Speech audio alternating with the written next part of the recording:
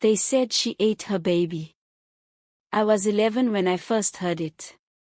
It wasn't on the news or anything official. It was whispered in the corners of the market, muttered by old women with sharp tongues and cruel eyes. Her name was Adebisi, but everyone just called her the Barren one. She'd been married for 21 years with no child. In our village, that was worse than a curse. The whispers started small. Maybe she had angered the gods, maybe she had bad blood, maybe her womb was rotten. But as the years dragged on, the whispers turned into laughter and then into insults. She wasn't just barren, she was evil. I saw kids throw stones at her gate. Adults didn't stop them. I remember one evening after she had tried to take her life again. My mother shook her head and muttered, "Some people are better off dead than living with such shame." The first time she got pregnant, it was like the world stood still. I'd never seen the village so excited. Even my father, who never cared about gossip, told us to pray for her. Everyone watched her like a hawk. People said maybe she had finally repented, that the gods had forgiven her. But then, she lost the baby. I don't know how the rumor started. Someone claimed she had eaten the child. They said she had done it out of jealousy or spite, that she didn't want to share her husband's love with anyone else. It didn't make sense, but nothing about the way people treated her ever did. By the time the baby's tiny grave was dug, the whole village believed it. Her husband left her not long after that.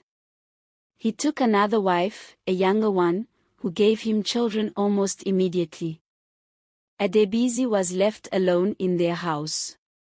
I used to see her sitting on the front step, staring into the distance, her face blank. She didn't cry anymore, and that scared me the most. It was like she had become a ghost. Years passed, and people forgot about her. She stopped coming to the market. The younger kids didn't even know her name. To them, she was just the strange old woman in the big, quiet house.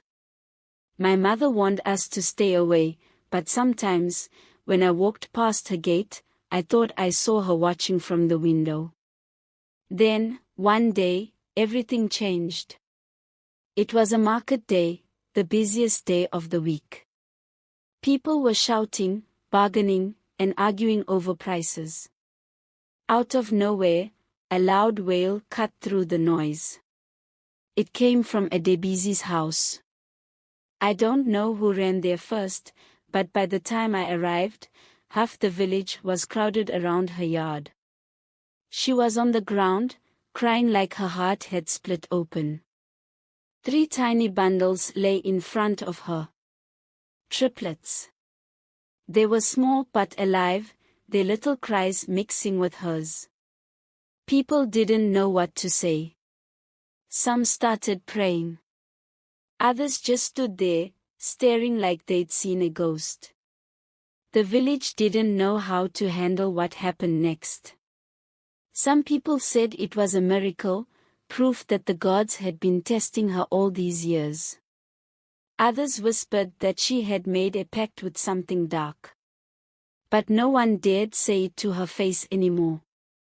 She had survived 30 years of agony, and now she was a mother. When I think about Adebisi, I don't think about the rumors or the cruelty. I think about her sitting on that step, staring at nothing, holding on to hope when everyone else had let go. And I wonder if I would have had that kind of strength. But mostly, I remember the sound of her babies crying, and how, for the first time, her tears weren't filled with pain.